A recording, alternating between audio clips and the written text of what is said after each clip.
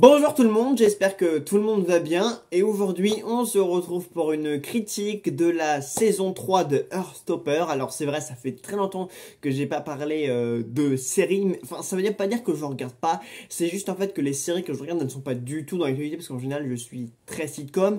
Donc par exemple la dernière série que j'ai regardée c'était Young Sheldon, mais bon je n'avais pas trouvé de manière d'aborder parce que faire la critique d'une sitcom c'est quand même très compliqué plutôt que la critique d'une série lambda qui se dévore sur 8 à 10 épisodes. Donc c'est vrai du coup que les séries que je regarde en fait elles s'ancrent pas du tout soit dans l'actualité soit dans le format en fait des vidéos que je fais d'habitude parce que vraiment faire une critique de sitcom c'est quand même très compliqué, et puis de toute façon j'étais pas en mesure de vous faire la critique à ce moment là, mais en tout cas voilà, si vous voulez vous situer un petit peu sur les séries que j'adore revoir ou en tout cas sur les dernières que j'ai vues, il y a The Big Bang Theory que je rewatch, il y a Young Sheldon dont j'ai fini la saison 6 et que j'ai trouvé vraiment très bonne, donc il y a la saison 7 voilà, qui est diffusée aux États-Unis actuellement, donc c'est vraiment l'univers de la sitcom que j'aime bien, voilà, Friends, The Big Bang Theory, etc. Voilà. Et sinon du coup au niveau donc de séries, donc des dernières sorties récentes au niveau des séries, il y a Heartstopper. Alors c'est vrai du coup que je n'avais pas parlé ni de la saison 1 ni de la saison 2, mais sachez vraiment que cette série me plaît, chaque épisode me plaît, me fait fondre, me réjouit. C'est la meilleure série teenage que, pour moi, qui a été écrite depuis un petit moment. Alors c'est vrai que j'avais un petit fan, un assez gros faible pour Sex Education, donc la série avec Asa Butterfield et Emma Mackey et NDT qu'à toi, qui était une série sur le sexe, sur les dangers, enfin sur tout ce qui touchait au sexe. C'est une série que j'aimais beaucoup. Je l'ai jamais abordée parce que pareil, j'ai jamais trouvé le temps et ni le format et même comment en parler. Mais Heartstopper, je tenais vraiment à vous en parler parce qu'au niveau, je trouve que de l'écriture, comment c'est joué, comment comment sont traités les rapports entre tous les personnages, les thématiques autour de la communauté LGBTQ, de la communauté queer, etc. Bon, les deux se rejoignent, mais comment tout ça est abordé, j'adore. Il n'y a pas un seul, je crois que c'est une des rares séries où il n'y a pas un seul épisode qui m'a gonflé, qui m'a déçu, qui m'a énervé, parce que dans tous les épisodes, à chaque fois qu'il y a quelque chose, il y a un sujet important abordé, c'est toujours très bien fait, c'est toujours bien joué, c'est toujours très bien amené. Enfin, chaque fois que les personnages doivent communiquer, doivent dire des choses importantes, doivent parler de leurs sentiments ou d'une chose qui se rapporte à eux spécifiquement, c'est hyper bien traité. Et vraiment, ça fait depuis la saison 1 où je me dis putain, mais en fait, si toutes les séries en fait étaient structurées et écrites de manière que ce soit au niveau en fait de la manière dont les personnages agissent ou discutent entre eux, je pense que le genre du teenage movie prendrait vraiment montrerait vraiment d'un level. Parce que pour moi, Heartstopper, il y a une super belle romance. Enfin, les personnages de Charlie et de Nick, pour moi, sont des personnages merveilleux, hyper bien écrits. Enfin, surtout les deux acteurs, pour moi, ils ont été hyper bien choisis, que ce soit Kit Connors ou Joe Locke. Pareil pour les autres personnages, voilà, qu'il s'agisse de Tao, de Elle. Alors, en version originale, ça se dit Elle, du coup, mais en version française, du coup, ça se dit Ella. Il y a aussi le personnage d'Isaac, qui est encore plus mis en avant. Dans la saison 3, on aborde aussi beaucoup le fait qu'il soit romantique et asexuel. Il y a aussi les personnages de Darcy et donc du coup de sa compagne, enfin de celle de la copine d'Ella, de Darcy, pardon. Donc je dirais vraiment que la saison 3 m'a encore plus conforté dans l'idée que c'était vraiment pour moi ce qui existait de mieux en matière de série teenage movie. Pour moi, il n'y a pas un seul défaut. Je veux dire, on s'attarde assez sur toutes les choses qui sont importantes. Aucun personnage n'est mis de côté. Enfin voilà, même quand il faut parler de sexe, c'est une série qui sait très bien le faire. En fait, cette série sait très bien tout faire, quoi. Limite, je sais pas si j'ai quelque chose à reprocher à cette série, même de minime, je sais même pas, parce qu'en fait, tous les épisodes, je les ai tellement dévorés, avec tellement de facilité. Enfin, tous les épisodes ont vraiment la bonne durée, les acteurs jouent vraiment assez bien, enfin tout est vraiment bien fait, comme il faut et de manière parfois assez inattendue. Des fois il y a des choses qui se passent et tu t'y attends pas, mais comment les choses elles avancent, enfin il n'y a rien qui prend pas assez son temps, rien d'autre qui est amené de façon trop rapide, rien qui est tiré par les cheveux. Enfin tu te dis, mais enfin limite je tenais à vous en parler parce que pour vous rappeler à quel point, parce que peut-être il y en a parmi vous qui ne connaissent pas, mais pour moi on est vraiment sur un niveau très supérieur de tout ce qui est teenage movie, quoi. Alors on m'en a conseillé des séries teenage movie, on m'a conseillé des trucs genre Elite, Riverdale, etc. Mais vraiment ça, j'ai jeté un coup d'œil pendant un épisode, voire même deux grands maximum, mais je trouve que Elite est la plus mauvaise série teenage movie qui existe. Enfin, c'est une horreur, en plus ça s'étend sur déjà 6-7 épisodes, enfin je sais même pas, enfin je trouve élite, hein. J'ai essayé vraiment, on me l'a conseillé, on m'a dit mais si c'est très bien, c'est du drama, mais vraiment j'ai regardé ça, mais je me suis dit, tous les personnages sont des têtes à claques, c'est maltraité, c'est vulgaire, ça n'a, bref, c'est, enfin on a des personnages clichés au possible, Riverdale pareil, c'est abominable, autant Sex Education, ce que j'aime bien dans cette série, c'est alors certes on retrouve le côté drama, personnages clichés, personnages bruts, etc.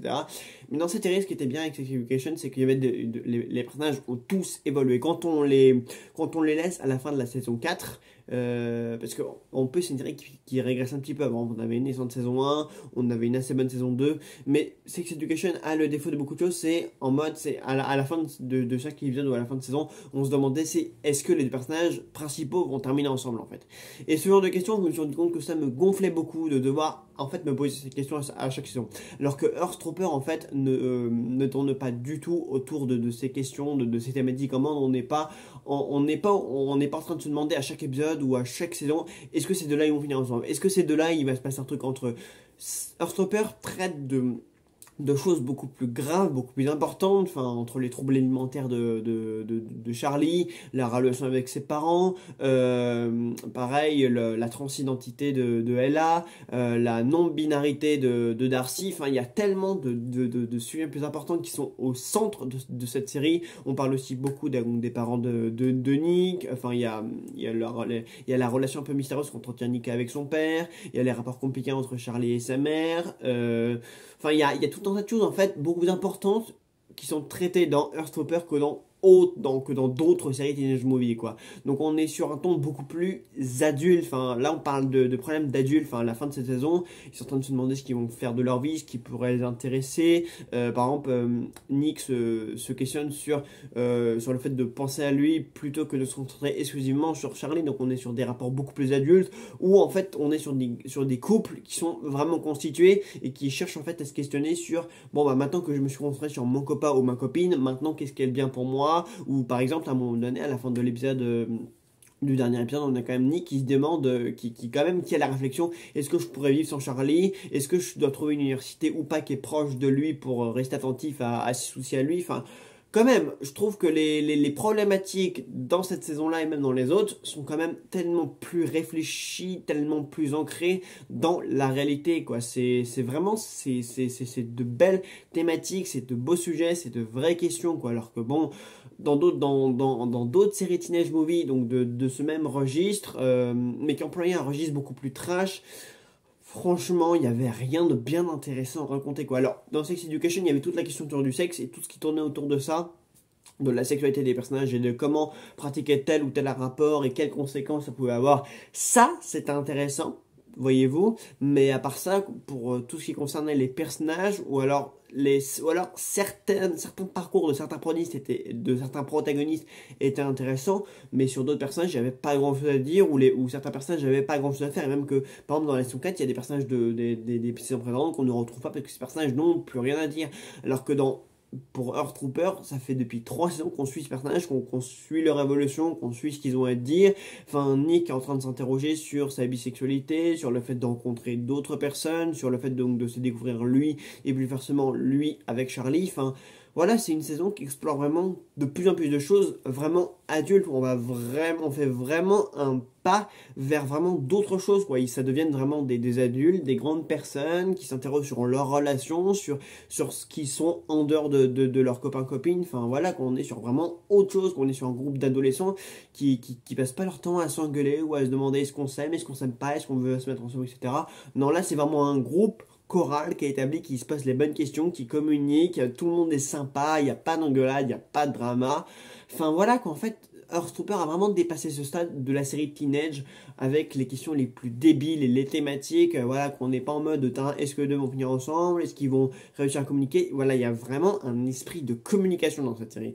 Et je vous assure que ça fait du bien de voir une série où les personnages réfléchissent, où les personnages discutent, où les personnages se posent les vraies questions et agissent comme des adolescents vraiment matures qui ont envie d'aller de l'avant et qui restent pas bloqués 2000 ans sur la même question, quoi. Vraiment, ça fait vraiment du bien d'avoir une série où des personnages sont intelligents, sont bien écrits. Alors c'est aussi le fait que Heartstopper est adapté d'une série de base littéraire, qu'il y a tous les tomes. D'ailleurs, c'est vrai que je me retiens vraiment de tous aller lire pour connaître la fin, mais j'ai envie de voir comment l'aventure va se dénouer. Mais c'est vrai que c'est une série vraiment que je suis avec plaisir, tellement il y a de douceur, il y a de magie. Enfin, c'est une série qui est féerique. Enfin, tu vois les deux personnages à chaque fois s'embrasser, puis tu les vois, ils se dévorent des yeux, ils sont amoureux, les personnages sont amoureux comme pas possible. Enfin, c'est beau, quoi. Tu vois que les personnages ont envie d'être l'un avec l'autre. Enfin, il y a quelque chose de très authentique, de très terre-à-terre, de très romantique, de très développé, de très adulte, de très réfléchi, enfin de très tout, quoi. Je sais que j'emploie beaucoup l'adjectif très, mais vraiment c'est une série qui est réjouissante, qui est satisfaisante, qui pose de vraies bonnes questions, où les personnages vraiment prennent le temps d'agir comme il faut et comme il se doit, et dans un cadre vraiment pas spontané, quoi. Vraiment, c'est par exemple dès le premier épisode, il y a même sur le fil des épisodes, il y a Nick qui se demande comment il peut parler à Charlie du fait qu'il est au courant de ses troubles alimentaires. Charlie comprend très vite qu'effectivement il a des problèmes et qu'il doit trouver une solution pour se faire aider.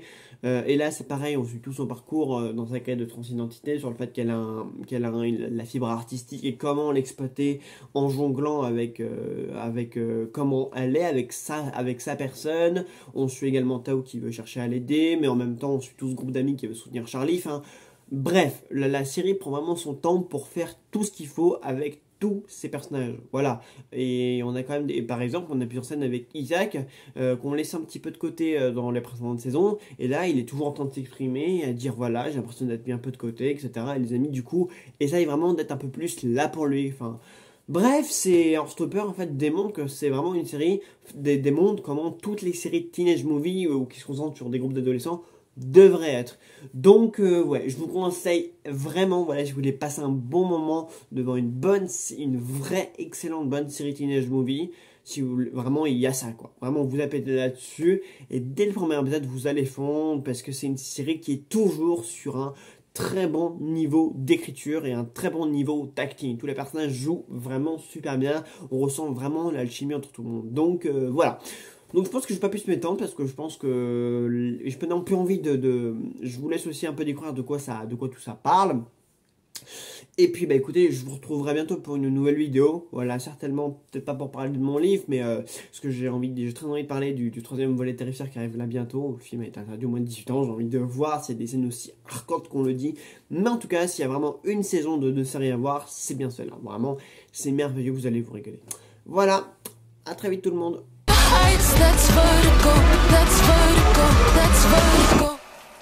Nick? Ouais.